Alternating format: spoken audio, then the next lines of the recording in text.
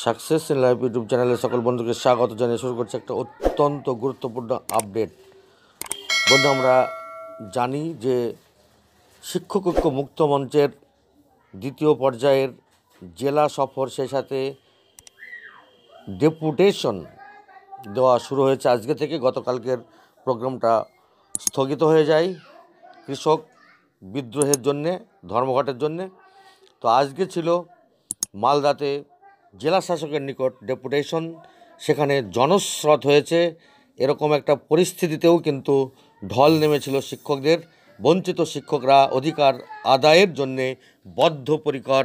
আমরা সরাসরি সেই চিত্র দেখাবো আমাদের এই চ্যানেলের মাধ্যমে।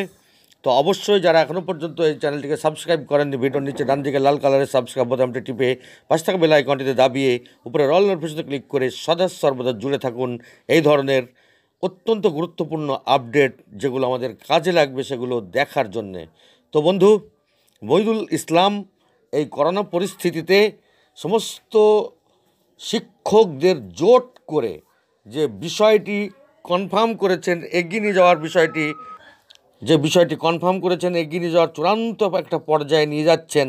আমরা দেখতে পাচ্ছি যে কোনোভাবেই যেখানে সরকার কথা মানতে চাচ্ছে না, সেখানে একটা মহাজোট তৈরি করে সরকারকে একটা বিশাল বড় ধাক্কা দিয়ে দাবি আদায়ের প্রচেষ্টায় রত আছে শিক্ষক ঐক্য মুক্ত মঞ্চের নেতৃত্বরা।